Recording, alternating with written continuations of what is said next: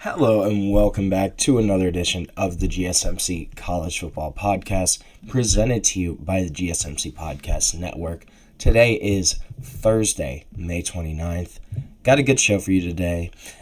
First, we're going to go over College Football Hall of Fame. They just announced that they are lowering the threshold for winning percentage for head coaches. We're going to talk about what that means, especially for the man, the myth, the legend, Mike Leach. Going to talk about what it means for the Pirate, as well as some other head coaches. Then we're going to get into Big Ten versus SEC play-in games. Sounds kind of interesting, and it sounds like that is something the SEC head coaches have kind of discussed this week during their meetings. We're going to get into what that could look like, what that could potentially be, just kind of that kind of scenario. We're going to go over that, preview that, kind of dive into it. We're also going to talk a little bit about the EA College Football 26 video game. The trailer just got released today. Going to go over the trailer as well as some of the big features in the video game. And make sure you stick around for the end of our show. I'm going to finish off my Big Ten rankings today. So it's the end of the tunnel for the Big Ten rankings. That's at least one good sign there. But before I dive into anything, I just want to remind everybody that this show, it's all about you.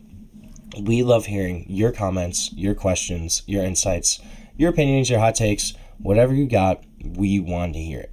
We want to make this show as interactive, as exciting as possible. Now, one easy way to do that if you're on YouTube is to use the Super Chat feature. All you have to do to use the Super Chat feature is click the $sign at the bottom of the chat box and send in your message there. This guarantees that your message gets on the air and gets read live, and it's also just a great way to support our channel, support what we're trying to build here at the GSMC Podcast Network. We couldn't do what we do without your ongoing support, and we're so grateful to have you all as a part of our community here at GSMC. Now, let's dive into the College Football Hall of Fame. They announced today that they are changing their win percentage requirement for head coaches. The minimum career winning percentage was used to be 600.600, so you had to win 60% of your football games as a head coach in order to be eligible. However, it's dropping now down to 0.595 or 59.5% of your total games played have to be wins. However, this opens the door for, namely, Mike Leach to potentially be eligible for the College Football Playoff or College Football Hall of Fame, beginning with the 2027 class. That's going to be the first year that this kind of rule is introduced. So you look at Mike Leach, especially. His career winning percentage sits at 0.598, only a couple games away from getting that 60% winning percentage before. Had a career record of 158 and 106, a guy that won 18 games against AP ranked teams while his own team was unranked. The most since the AP Top 25 poll began in 1936. And this is something that's, I think it's been a long time coming. NFF resident and CEO Steve Hatchell said in a statement that the NFF is committed to preserving the integrity and prestige of the NFF College Football Hall of Fame. This adjustment reflects thoughtful dialogue with leaders across the sport and allows us to better recognize coaches whose contributions to the game extended beyond a narrow statistical threshold. Now, that statement right there, to me, says this is all about Mike Leach. This is about the guy who is one of the most innovative, one of the most creative offensive minds ever to grace the sideline of a football field.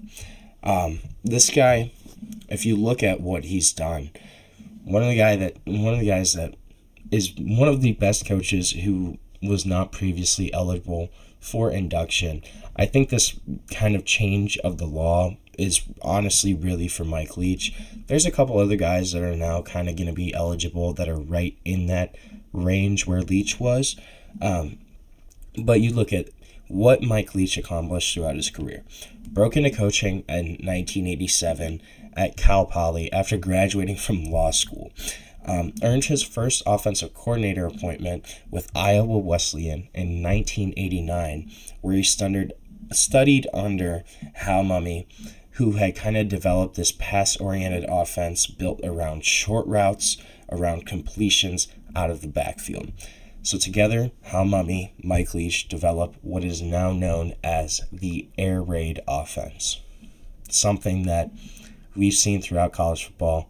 Now, since they kind of created it, it's been one of the most successful offenses we've probably ever seen for certain stretches of time. The two then coached together at Valdosta State in Georgia from 1992 to 1996, then at Kentucky from 1997 to 1998, and then Mike Leach is hired at Oklahoma 1999 as their offensive coordinator.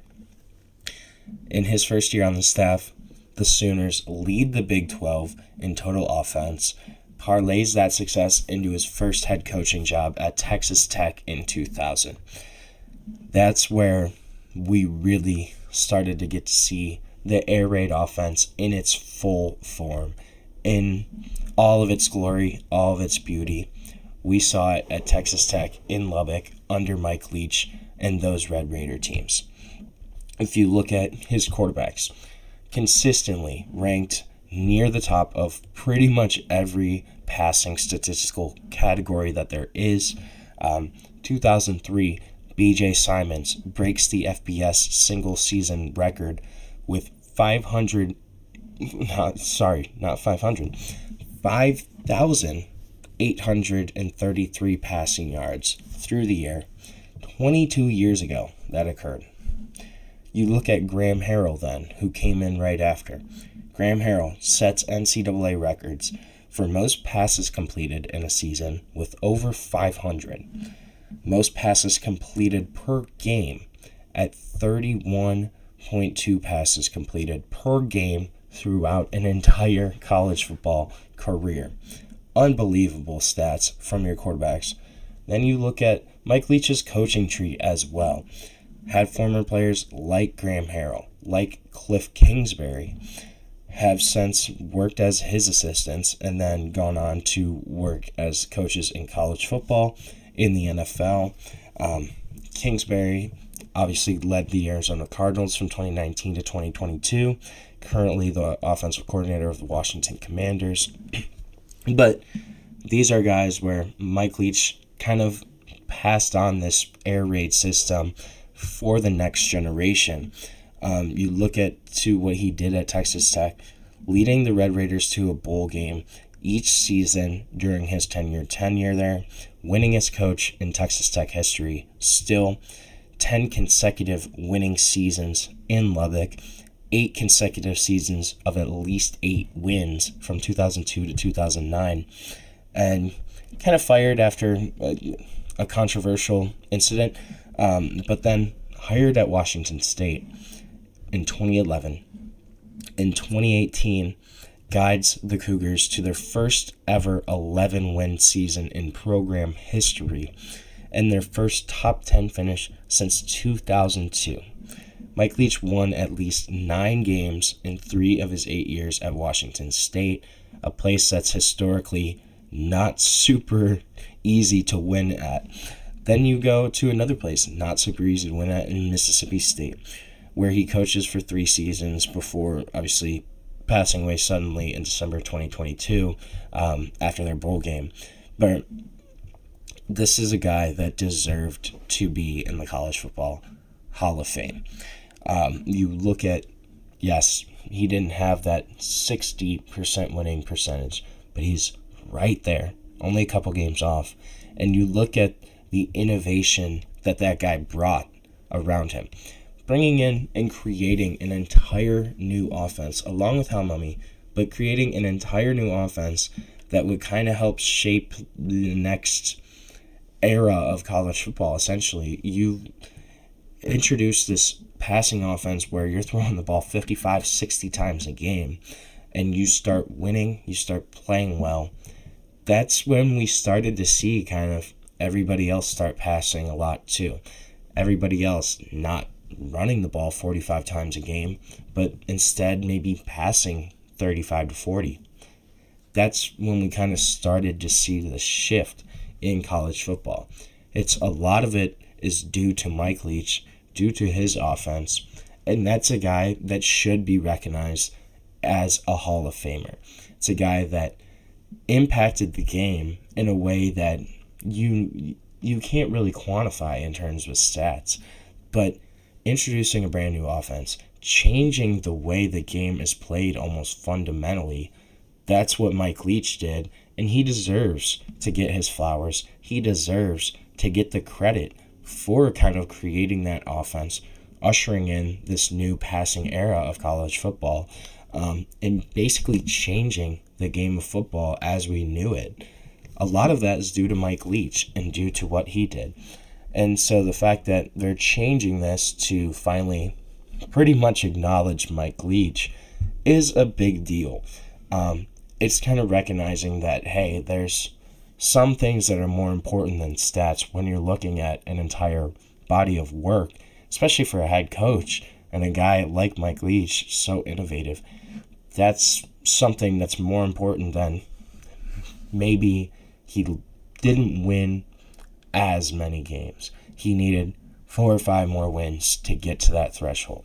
Okay, is that really more important and something to kind of get tripped up over when you're looking at the entire body of work that Mike Leach produced? I don't really think it should be. And I think this is a good move from kind of the College Football Hall of Fame saying, yeah, we agree with this. There's guys like Mike Leach. Jackie Sherrill, another guy too, who's now eligible, who was just short of that threshold, but had a really great career across 26 seasons at Washington State, Pittsburgh, Texas A&M, Mississippi State. Then you look at current head coaches too. Kirk Ferentz, Rich Rodriguez are now eligible. They're kind of still there in that middle ground as well. So this could potentially positively impact a handful of coaches, not just Mike Leach, but potentially Jackie Sherrill, potentially Kirk Ferentz down the road, potentially Rich Rodriguez, other coaches who kind of end up in that in-between spot. I think this is a good move, and I think it makes a lot of sense. Put Mike Leach in, give the man his credit, give him his flowers. The guy changed football, and he deserves to be recognized for that. So right now, we're going to take a short break on the show. When we come back, we're going to switch gears. We're going to talk about Big Ten versus SEC play-in games. Kind of sounds like that might be on the table, but we're going to dive into all of that when we come back on the GSMC College Football Podcast. I feel like I'm losing my mind. Is everybody in the world blind? Please, Lord, give me a sign, a sign. I feel like I'm losing my mind. Is everybody in the world blind? Please, Lord, give me a sign, a sign.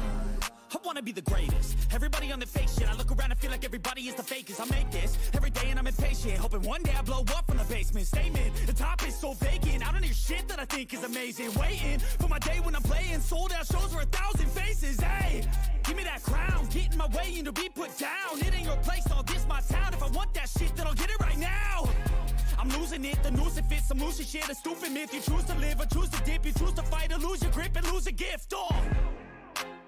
I feel like I'm losing my mind. Is everybody in the world blind?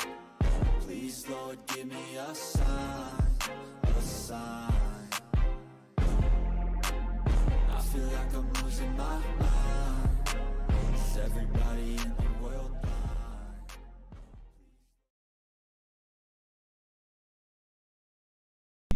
Hello and welcome back to the GSMC College Football Podcast, presented to you by the GSMC Podcast Network. Just touched a little bit about the College Football Hall of Fame and their changing of the win percentage threshold for coaches, what that means for guys like Mike Leach. Gonna switch gears. We're going to talk a little bit about Big Ten versus SEC and the potential of those play-in games happening. But first, before we dive into that, I just want to remind everybody that this show is all about you. We love hearing your comments, your questions, your insights, your opinions, your hot takes, whatever you got. We want to hear it. We want to make this show as interactive, as exciting as possible. Now, one easy way to do that, if you're on YouTube, you can use the Super Chat feature. To use the Super Chat feature, all you have to do is click the $ at the bottom of the chat box, type in your message there, send that in. This guarantees that your message gets on the air, gets read live. It's also just a great way to support our channel and support what we're trying to build here at GSMC. We couldn't do what we do without your ongoing support, and we're so grateful to have you all here as a part of our community at GSMC. Now, if you're not on YouTube, if Super Chat is not your thing, you can also go to gsmcpodcast.net to comment or tip or donate there. Again, that website is gsmcpodcast.net. Now, let's dive into the potential of Big Ten versus SEC play-in games. I didn't even think this was a possibility, but kind of sounds like it might be.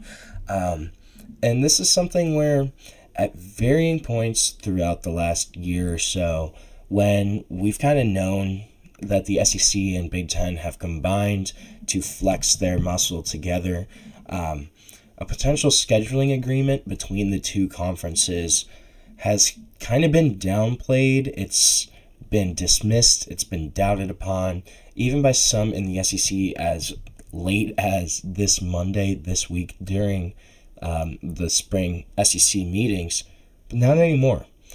Right now, SEC football coaches are saying out loud that they want SEC versus Big Ten play-in games, at least according to Brian Kelly.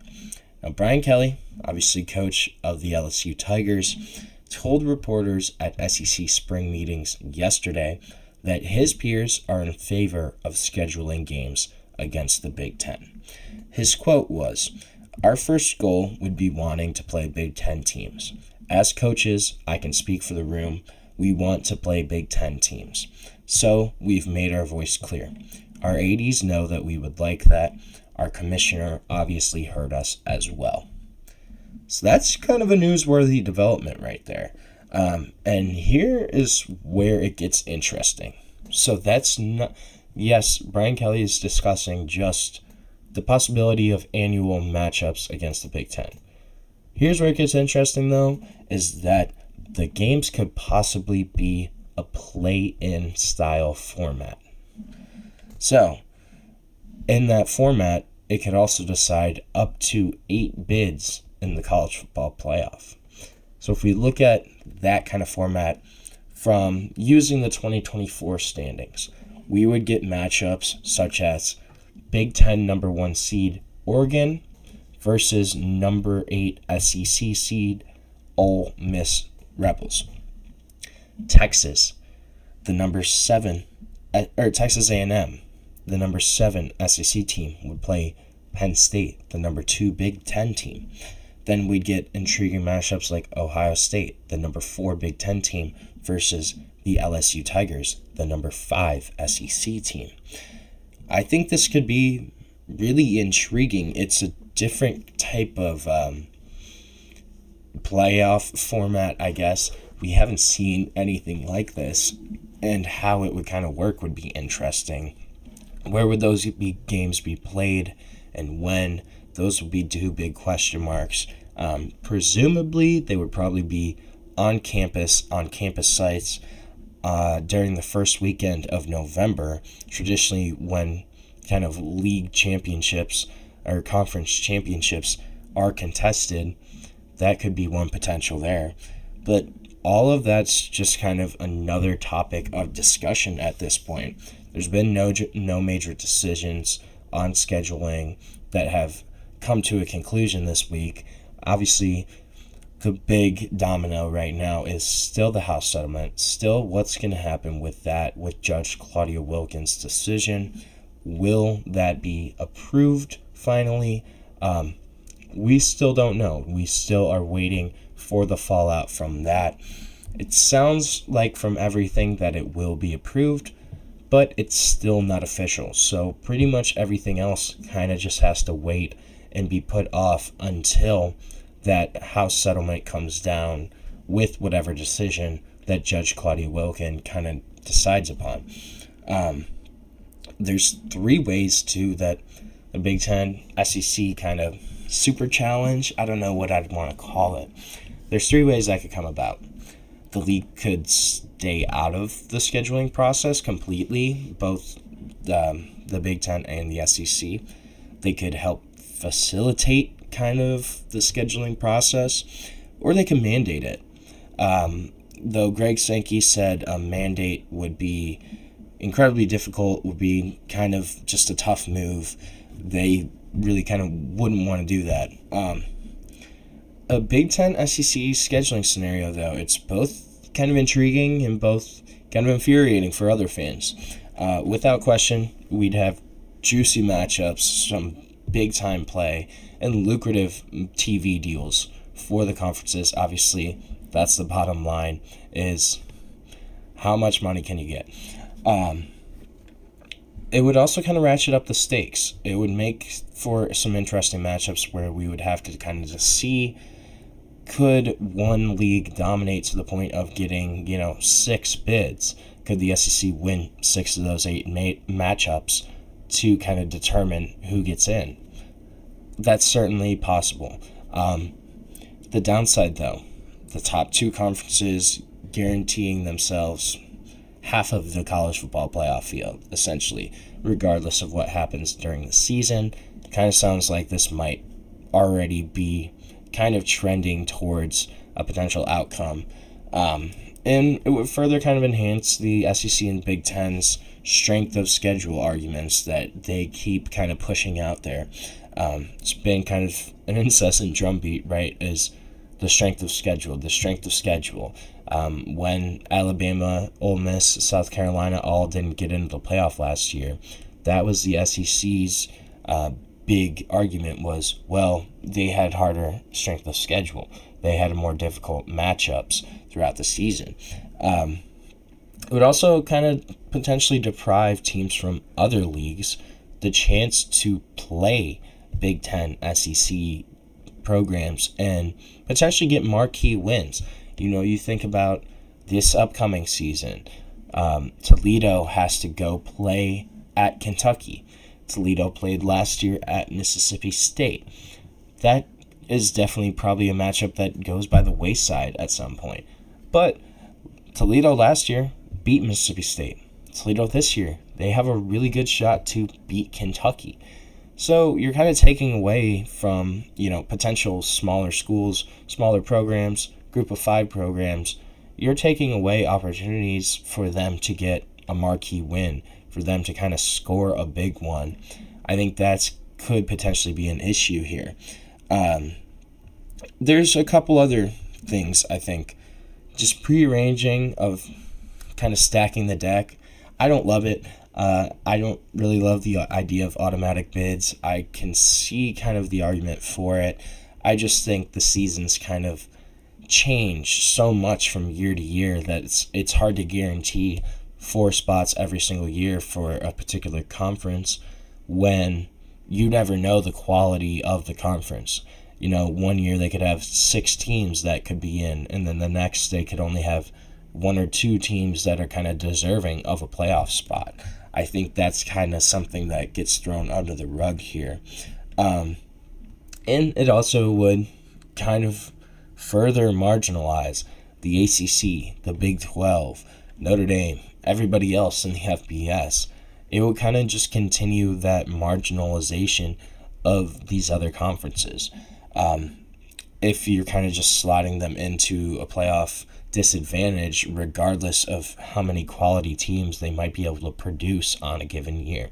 Say the ACC, if Clemson, Miami, Louisville, and SMU all win 10-plus games and are all deserving playoff contenders, but they just don't get enough bids because of how the automatic bids shake out, that's going to be something the league is going to have a gripe with, and probably rightfully so. It's kind of the same thing with the Big 12. The Big 12 is, it's kind of just chaos every single year, where we don't really know who's ever going to come out of the Big 12.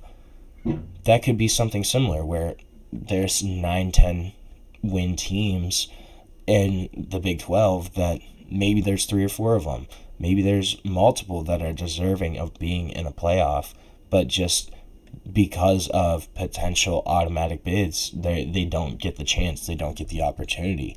Though a potential Big Ten SEC challenge game could be a solution to the SEC's long-standing issue of, are they going to add a 9th conference game or not?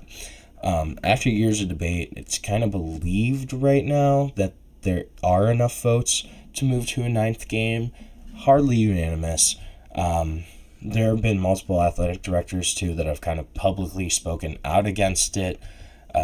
It's kind of interesting on how it works. But Sam Pittman said if he could choose, he would do is keep the 8 conference games and then add one matchup every year against a Big Ten opponent. One that's just slotted into the schedule where it's basically an 8+1. I kind of like that idea. And it sounds like SEC coaches are also ready and willing to kind of end up playing Big Ten teams. It sounds like they're anticipating something better than a 500 record in those matchups. Obviously, you don't know. And then another factor here is, could a potential scheduling agreement put in jeopardy rivalry matchups with the ACC? You look at Clemson, South Carolina, Georgia Tech, Louisville, Kentucky. Could those matchups end up ending these long-standing rivalries if there is a Big Ten SEC agreement? That's certainly kind of another scenario here to look at, is could these rivalries be tossed to the wayside in favor of a Big Ten SEC agreement? It's something that's certainly very possible. I hope that doesn't happen. I'm a big fan of rivalry games, but right now it's all just talking points. It's nothing more. We don't know what's going to happen. I just kind of wanted to discuss some of the potential and some of the chaos that's going on right now throughout the world of college football. So right now, we're going to take another short break on the show. When we come back, we're going to talk about one of the Big Ten programs in Iowa, and do they have an offense? We're going to find out when we come back on the GSMC College Football Podcast. Looking for your daily fix of sports talk without having to pay for it? GSMC Sports Network is available on YouTube. Just search GSMC Sports Network. Get your fix of daily sports talk shows on YouTube, absolutely free. NFL, college football, NBA, MLB, MMA, UFC, fantasy football, and so much more. GSMC Sports Network has shows running all day long, with new sports shows starting every 2 hours. Just like on your favorite cable sports channel, except GSMC Sports Network is absolutely free. Just search GSMC Sports Network on YouTube to catch one of your new favorite shows, like the GSMC College Football Podcast, Chip Shot Football Podcast, Hoops and Heels Women's Sports Podcast, GSMC Basketball Podcast, and so many more. Check it out for yourself. GSMC Sports Network, now available on YouTube absolutely free. Search GSMC Sports Network on YouTube right now.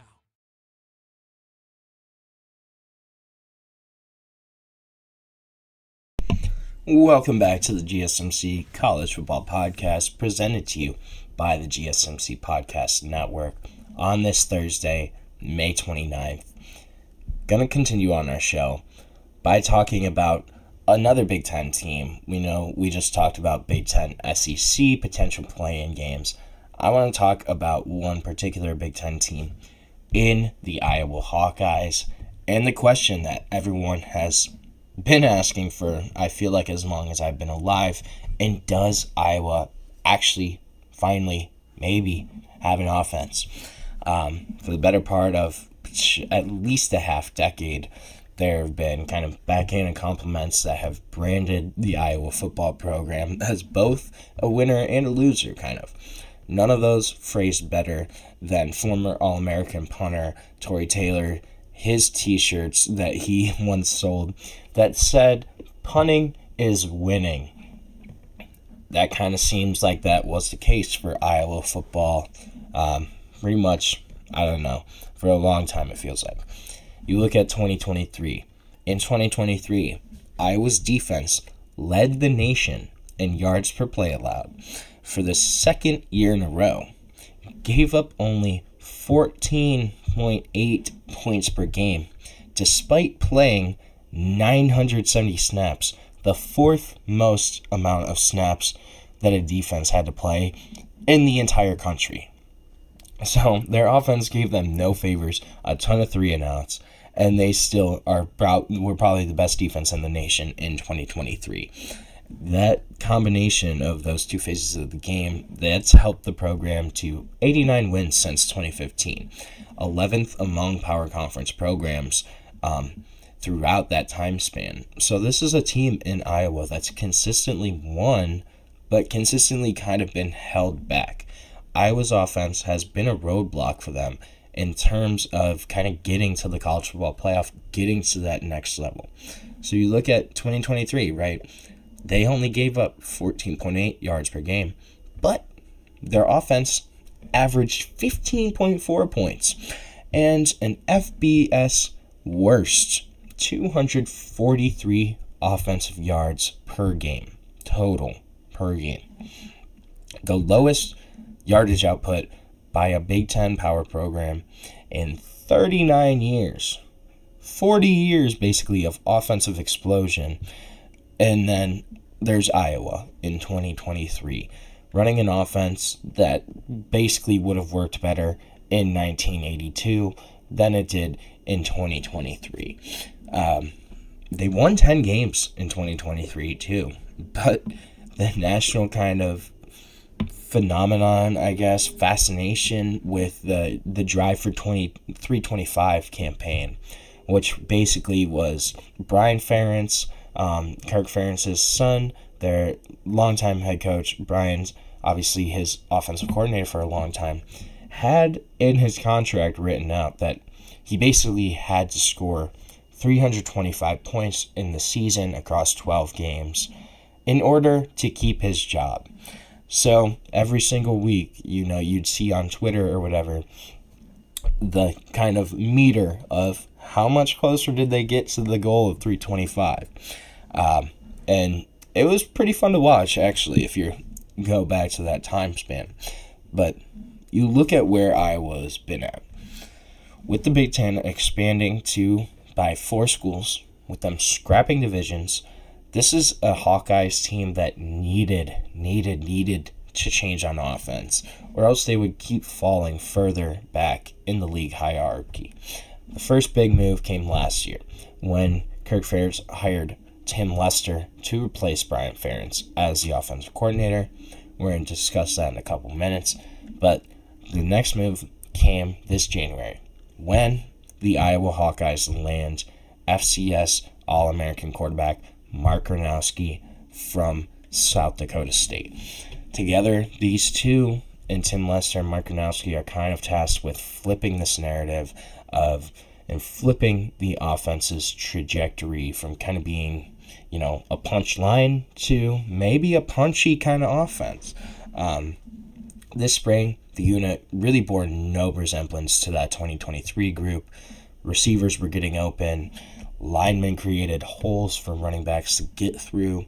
And once Mark Gronowski recovers fully he had off-season shoulder surgery, once he recovers fully, and he's going to be full go from about the start of their June workouts, so that'll be good. They can turn their potential biggest flaw into a potential strength. Mark Gronowski, you look at, this is a guy that was the FCS Player of the Year in 2023, 2-time national champion, threw for over 10,000 passing yards throughout his time there, accounted for 131 touchdowns over 4 seasons. His addition could actually give them a view of how good could this team be with a halfway decent quarterback? And Mark Gronowski, he didn't come cheap either. This is somebody that they really had to try to fight over. His offers soared well past $2.5 million. Jimmy Rogers, his former head coach, moved to Washington State. Obviously, he wanted his guy Mark Gronowski to follow him, so Washington State was after him. Miami sought him out too before they landed Carson Beck. So his offers, though, were well over $2.5 million, a range that's kind of typical for top-tier quarterbacks. And Iowa had a lot to offer. They planned to share the full amount of revenue that they're going to be allowed to. Once that gets passed, they also have additional collections from and contributions from their Swarm Collective. So this is something that they really wanted a quarterback. They went out and got Mark Gronowski, and they needed him. Every quarterback basically that they had recruited since 2017 left the program with eligibility remaining. 4 other transfer quarterbacks also exited with years to spare. Only one other quarterback remained on the roster from that last year, and that was a walk-on in Jackson Stratton, who began the year as a 5th-teamer, only to end up starting 2 games last year. So they needed a backup. They bring in, besides Mark Gronowski, Hank Brown from Auburn, Jeremy Heglinski from Wake Forest. Plus, they brought in a true freshman, Jimmy Sullivan. They have hopes for a couple other kids. So they're trying to build stability in the program on that field, prevent having to make a costly addition at quarterback pretty much every year. So you have an All-American FCS former player of the year quarterback now. Then you pair that with Tim Lester, with their new offensive coordinator. Obviously, he was their OC last year. He arrived in January 2024 after a season as an analyst on Matt LaFleur's staff with the Green Bay Packers. Immediately kind of installed an offense based off that Mike Shanahan tree, extremely wordy play calls, heavy pre-snap movement, and there's still a zone running system, which that's long been a staple under Kirk Ferentz. That's part of the reason that Iowa has been so successful, is they've had success in the zone running game. But incorporating a mid-zone run, too, completely changed their ground game this year. Enabled Caleb Johnson, first-team All-American running back, to get vertical a lot quicker. Offensive linemen kind of tweaked where they were aiming their blocks at, from the play-side jersey number to kind of the screws on the defender's helmet, helping them to reach their blocks on time.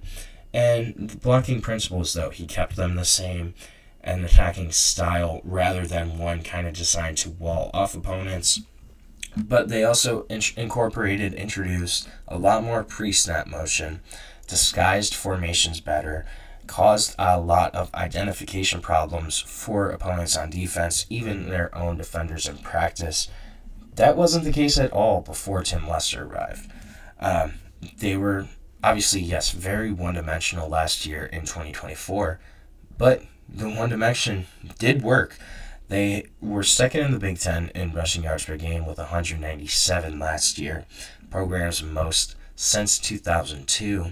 Also gouged opponents for a Big Ten best of 28 runs of 20-plus yards.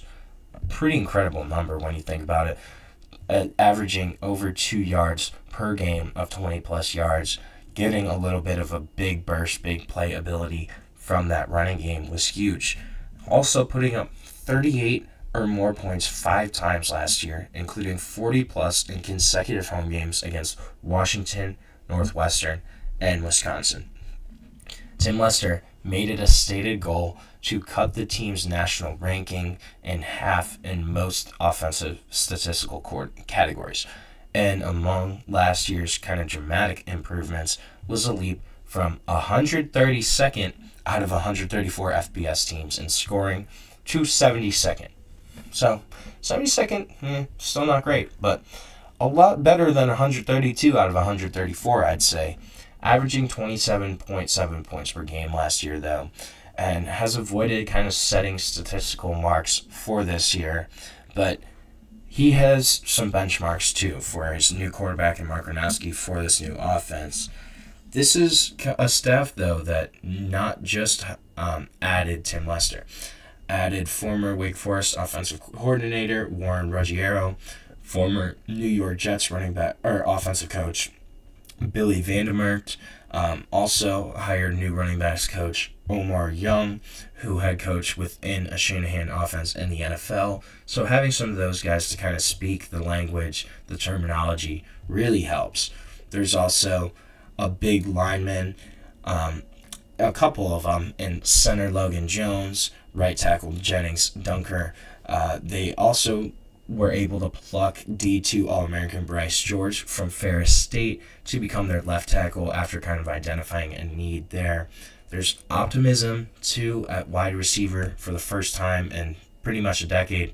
The unit returns all but one catch from its 2024 production, and they were also able to sign Chattanooga receiver Sam Phillips in the winter, who has 154 catches for 2,100 receiving yards at the FCS level.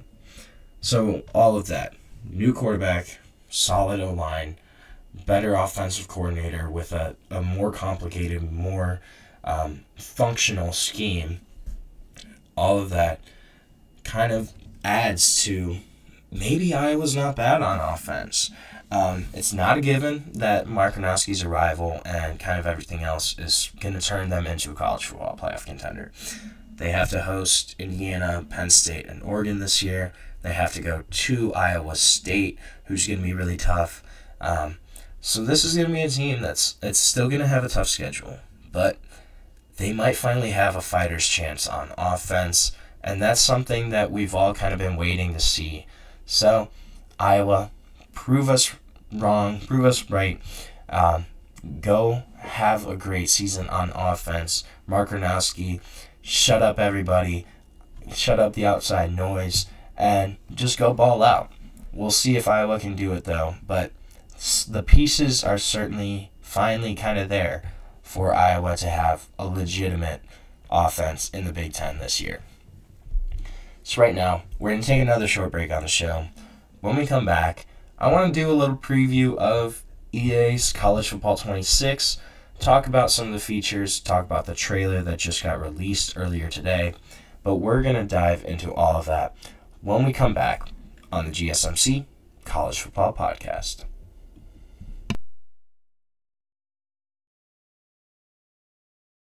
For the best and latest podcasts available anywhere, go to the podcast app on your cell phone and type in GSMC to access free content-rich podcasts on health and wellness, book reviews, sports, entertainment, relationships, social media, movies, technology, finance, and even weird news. Subscribe and download the GSMC Podcast Network's family of shows, available everywhere podcasts are found.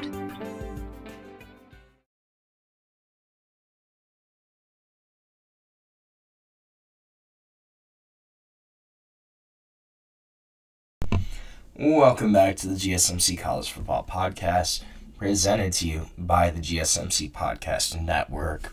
Just talked a little bit about Iowa. Are they actually going to have an offense this year? I kind of hope so. It'd be fun to see that for once. But we're going to switch gears. We're going to talk about the EA College Football 26 video game, the trailer that just got released earlier today. It's the official reveal trailer for EA's College Football 26 announced that the College Football 26 game will include thousands of real college players. It will also include multiple hundred head coaches, and it's added over 2,700 new plays on both offense and defense, which EA Sports says will make for authentic college football like never before. Now, this is a series, too, that started in 1993 with kind of the release of Bill Walsh College Football on Sega Genesis, ran continuously with yearly releases until 2013 under the name NCAA Football normally. NCAA opted not to renew its contract with EA in 2013, which led to an 11-year hiatus of the series. But last year, made a comeback, made a really, really big re-debut, I guess, in college football 2025, with Quinn Ewers, Travis Hunter, Donovan Edwards on the cover, multiple players throughout the college football world being involved in the video game for the first time. Kind of gave it a more real aspect and gave us something that a lot of video game fans, especially fans in the sports world, had really been dying for a long time, honestly. Game's going to be released on July 10th on PS5, Xbox Series XS, and also there's going to be a 3-day early access if you are able to bundle it with Madden. I wanted to go over some of the features, though, too. I think it's kind of interesting that they're having real coaches this year. That was one of my big gripes last year, was like, why can't we have the real coaches in here? If we have the real players already, why not just add the coaches too? It didn't really make any sense. I tried to do a franchise mode, and it was some random generated coach for whatever program I had picked, and not, that specific head coach. Come on, man. I want to go play for Dan Lanning or Kirby Smart or play against James Franklin, I want to see the actual coaches, and I'm sure everybody else does too.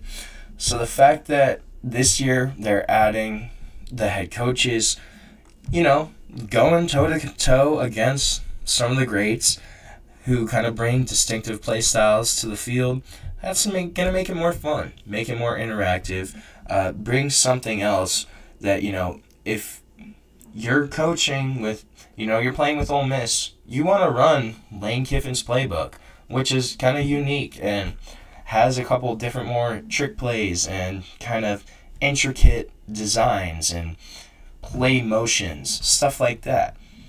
You want to run that offense, right? So I think the introduction of the coaches of apparently almost 3,000 new plays, those are both going to be big pluses for the video game. Another thing, too, they changed the wear and tear feature. So last year, there was kind of a wear and tear feature for where the more you used a certain player, the more they kind of get broken down. The potential for injury was higher. There's going to be a little more realism now in the wear and tear system.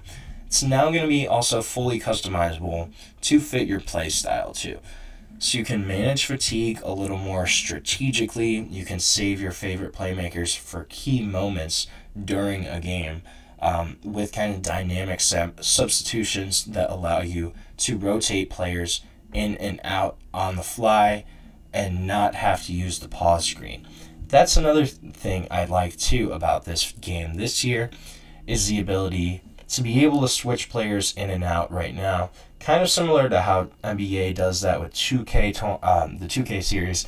But I like that. I think it makes a lot of sense. If you have a wide receiver that you want to bring in on a specific play, you should be able to and not have to pause the game, kind of pause the flow of, your game. It's not as fun. It makes it a lot choppier of an experience. So being able to kind of do that on the fly makes it a lot smoother, makes it just easier to transition to what you're trying to do.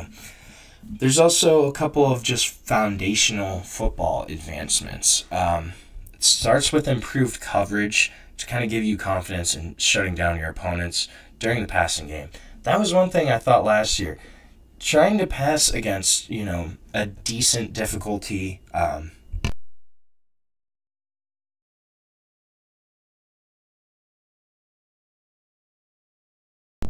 I am so sorry about that. Oh my goodness, it's allergy season here, and had to sneeze. I apologize, but we're going to move on. We're going to keep going today. The improved coverage. That was one thing I thought last year's game really wasn't great on, was being able to kind of cover better offenses, and as well on the flip side, being able to pass against some of those defenses was just kind of difficult. There's improved blocking too that's going to reward players using their left stick skills to try to juke, spin move, do whatever. There's going to be some more improved blocking to kind of help adapt to the player's skill level. There's also going to be changes to the tackling system. It's going to be a little more physics-based, and there's going to be new tackle types, different enhancements to the hit stick as well, so you can have a little greater control on both sides of the ball. You're going to be able to use different stunts, different twists as well to kind of optimize your pass rush. There's a new custom zones feature to really kind of dial in your coverage skills at the line of scrimmage. And there's also a lot of new abilities that we're going to see sooner rather than later. Another thing, too, is the stadium pulse effect. That's something that's a little interesting. They're going to keep doing that. They're going to keep using that. So that's going to be kind of changed, upgraded a little bit here. Rivalry games, college football playoff, other high-stakes matchups are going to be even more affected by stadium pulse right now. So when you're on the road, you're going to have to use your confidence, your composure to kind of help counteract the rattling environment. There's also going to be a sound upgrade. So no more drum lines, at least. Hopefully not throughout the entire game. So you're going to feel the stadium be a little more unique with new PA tracks, including Enter Sandman, which we saw in the game day trailer, 160 new school-specific chants, new mascots, different band music, and we're also going to see new marching band covers of popular songs during the title screen this year, just to kind of give it a little more interaction. I really like that, as well as fight songs throughout the country. I think that just kind of adds a much more dynamic piece. It really got boring when you're playing the game for a couple hours and you're just hearing the same drum line over and over and over again. So kind of breaking up that continuity, giving it a little bit of a different flair, I think that's a really good idea. We're also going to see the trophy room come back. You're going to be able to show off to your friends, your rivals, all your different kind of trophies. You can get your Dynasty ones, your Road to Glory, your Road to the College Football Playoffs. All of those trophies, they're going to be saved in the trophy room. Kind of just adds a little more. And then Road to Glory, too. Road to Glory. You're going to be able to play in high school this year. You're going to be able to choose from 10 new archetypes, rise from a high school recruit to Heisman Glory. Every decision is kind of going to shape how your career plays out. So you're going to be able to kind of build up your highlight tape to earn an offer from your dream school, make that decision in a famous hat ceremony. That's all going to be built into the game this year. We're going to get to see it, as opposed to kind of last year where it was a little more streamlined. So those are some of the big kind of key features of this game. I'm really excited for it to come out. I think the first kind of comeback edition of College Football 25 was a great start to the series, but there's always room for improvement, and it sounds like they're really kind of trying to key in on some of those issues, some of those smaller things from last year, and make this a better game overall. But I'm excited. We're going to see how it shakes out when EA College Football 26 debuts on July 10th. So right now, we're going to take our last break of the show. And when we come back, we're going to finish off those Big Ten rankings with our top 3 teams. So stick with us. We'll be right back on the GSMC College Football Podcast.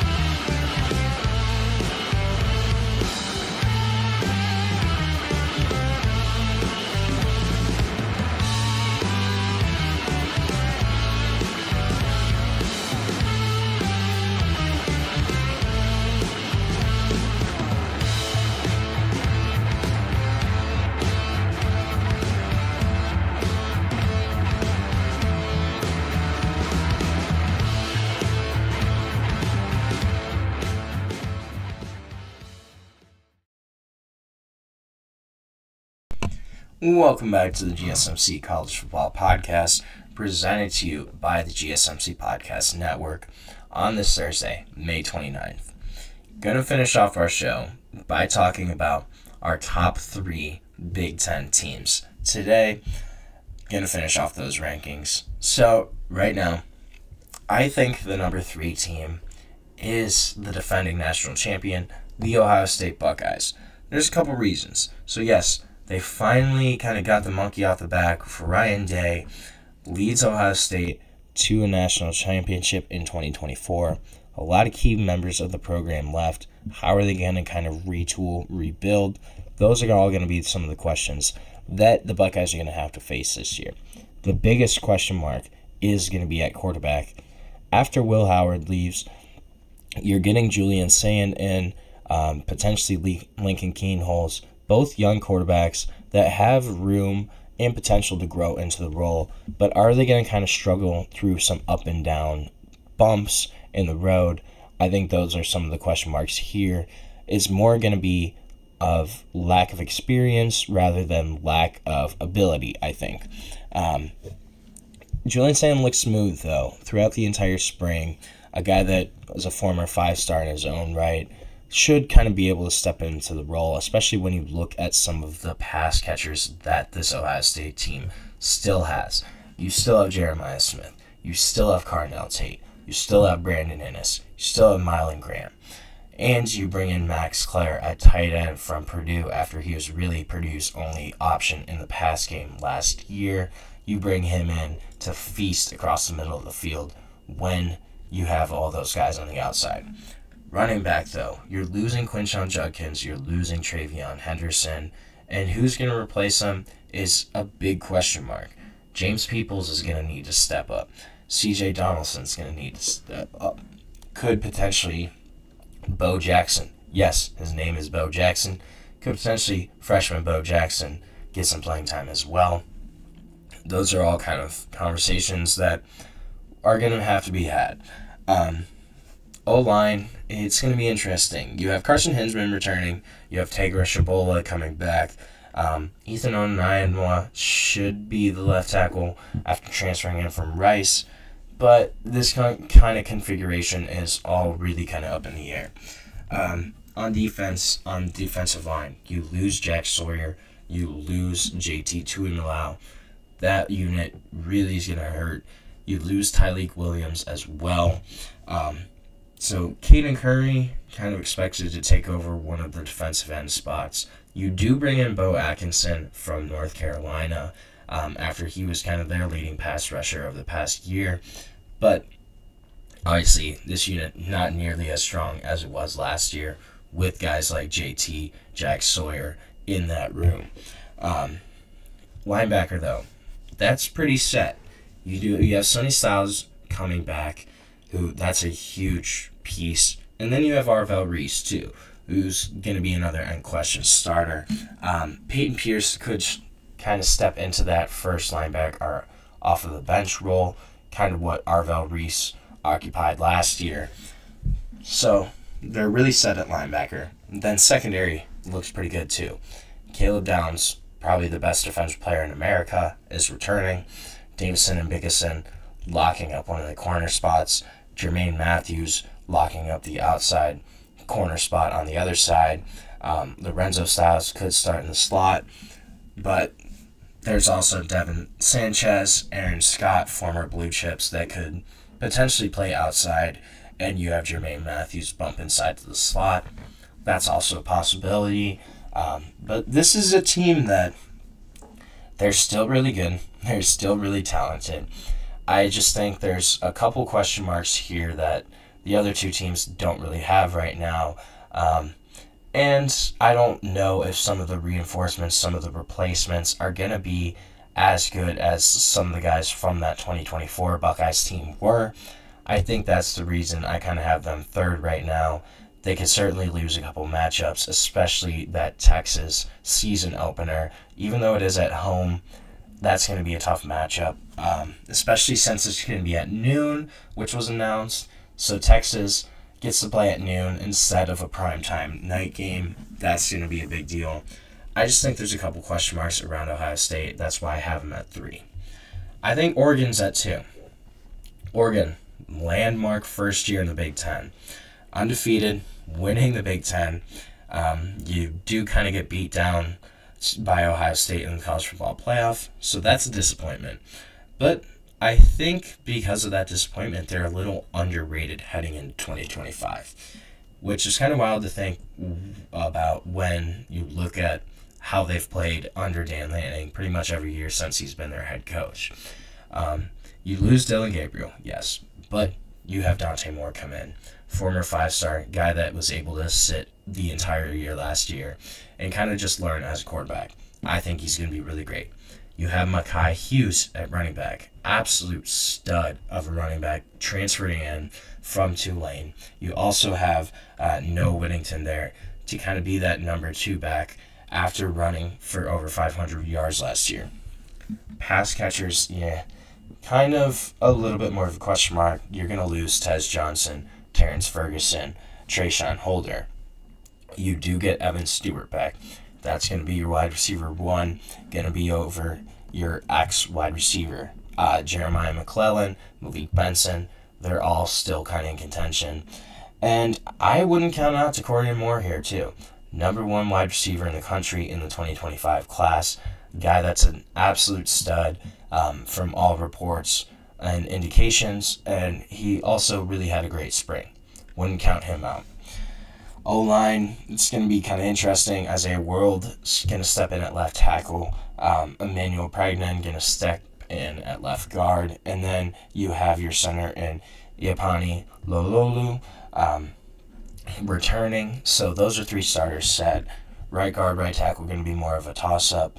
But still a really solid offensive line here. Then on defense, you have Barry Alexander going to step in at nose tackle. The big piece on the edge is going to be Mateo Uagalele.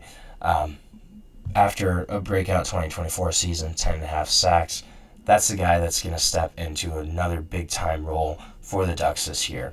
Bryce Bocher's back at linebacker. After getting granted another year of eligibility, huge win for the Ducks. Played in all 14 games last year, 13 starts. Won the Burlsworth Trophy last year as nation's most outstanding player who began his career as a walk-on.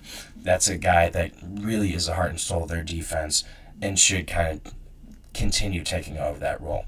This is a strong Oregon Ducks team, a team that has a lot of pieces throughout.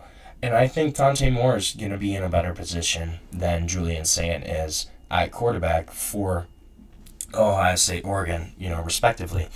I think Dante Moore is much more likely to succeed kind of just because of everything that he's done after already having started at UCLA as a freshman, getting to sit last year, getting to learn. This is a guy that's in a really great spot. And I think it makes Oregon a really big contender for the Big Ten. I just think that number 1, Penn State is in a better spot right now. Penn State, 3-year starter at quarterback coming back. The top backfield in the country, 2 guys that rush for over 1,000 yards each in Kaytron Allen, Nick Singleton returning. Pretty much all of your starting offensive line last year returning. You're losing Abdel Carter, yes, but on the defensive line, Danny Dennis-Sutton returning. Zane Durant returning. Linebacker, Dom DeLuca returning. Tony Ross returning. Secondary, yes, you're losing Keelan Kimber, Jalen Reed, Kevin Winston, but A.J. Harris is the lock at 1 cornerback. Zakee Wheatley should step up after kind of having a part-time role in 2024. DeJuan Lane could also start after kind of stepping into a bigger-than-expected role as a true freshman. This is a team that's deep and that doesn't have a super tough schedule. You get Oregon at home, you get Indiana at home, and then your big road matchup is Ohio State. Will they be able to beat Ohio State? Can they finally get that monkey off of their back? This is the year that Penn State really needs to cash in on. I think they have the talent to do it. I think that the rest of the Big Ten is kind of in a transition period, and this should be their year to capitalize, to jump on Ohio State, Oregon's perceived weaknesses, and kind of just take the Big Ten and run with it this year. It's up to Drew Aller, it's up to those pass catchers, and it's up to some of those guys on that defense stepping up after losing some key pieces. But everything's there. All the pieces are in place for Penn State to have a really great season in 2025. They just got to step up to the plate and actually do it. So with that, we are going to end our show for today. Thank you so much for tuning in to the GSMC College Football Podcast, presented to you by the GSMC Podcast Network. Please remember to subscribe, like, follow the show. And if you want, you can also go to gsmcpodcast.net to tip or donate there. Or you can go to Facebook, Instagram, TikTok, LinkedIn, Twitter for even more sports content, more sports updates that you love. Thank you so much, and have a great day.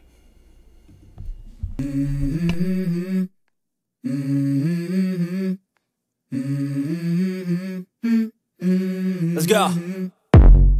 I wake up to a little bit of drool on my pillow, feel like it's gonna be a bad day. Yeah, I'm tired of shit, and the coffee ain't hit yet, damn, ain't that great. I don't wanna